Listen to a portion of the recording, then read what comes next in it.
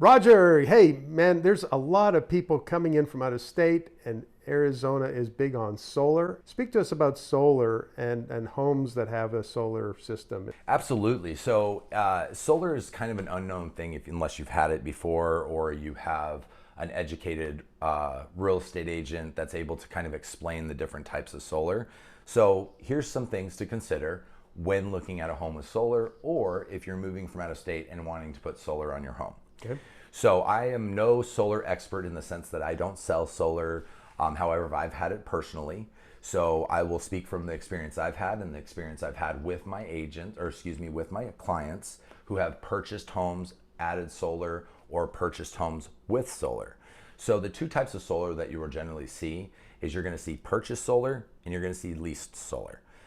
Purchase solar is exactly what it is. The homeowner who purchased the solar most likely got a lot of tax benefits, so they actually did get a good portion of that back in tax benefits the first year that they had the solar. So of course, when they're selling the home, if that solar is not paid off, you're assuming to take that loan over and take those payments. Now, with purchase solar, it actually adds value to the home when it's purchased, especially if it's paid off. The flip side would be lease solar. I personally had lease solar on one of my homes. I don't think it's a bad option. Just be aware of what that lease looks like. Make sure that you're getting the best terms, just like when buying a home, that you're aware of the good and the bad of that lease. So for example, I won't mention any names. There's 3 or 4 really great solar companies. Do your research if you're going to be adding solar. However, with lease solar, there's 2 different plans you can generally get. One of those plans is going to be a stair-stepping plan. So every year or every 2 years, it's going to go up a certain percentage or a quarter percent or whatever the case may be.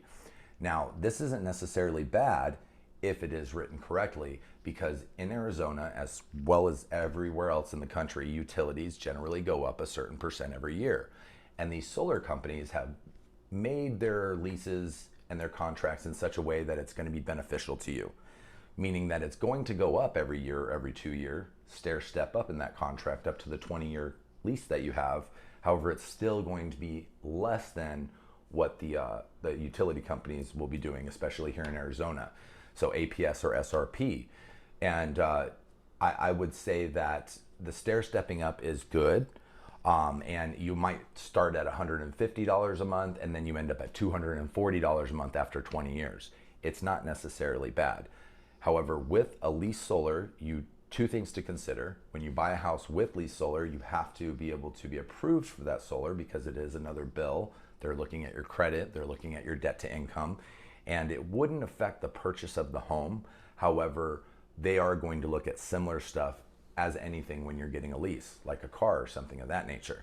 If you're not approved, some of the bigger companies have a workaround. You just have to put a deposit down or pay X amount of dollars. Like one of them is $300 if you're not approved, and that's kind of their little deposit, which isn't really a big deal. I, from personal experience, would say that solar has saved me thousands of dollars because in Arizona, it's really extremely important that you are energy efficient. Double pane windows, sunscreens, depending on what house what direction your house is facing. These things are very important. It's nice to have gas water heater, especially in the summer. You're using less electricity. It's nice to have gas furnace. Doesn't mean you have to.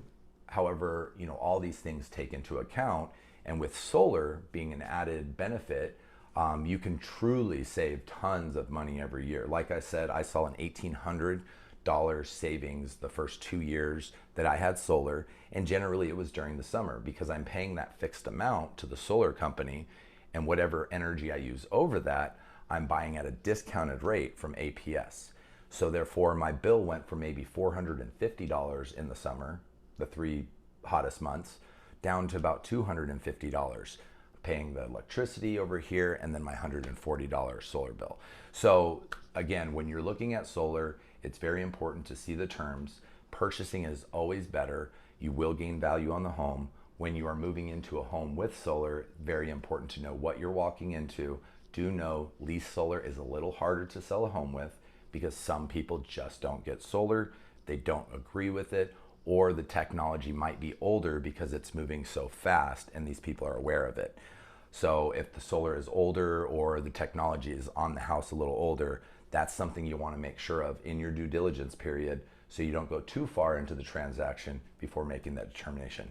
If there's anything else that you'd like to learn about, including solar or anything else about buying or selling, please drop a line, a comment, and we'll get back to you and we'll make a video about it.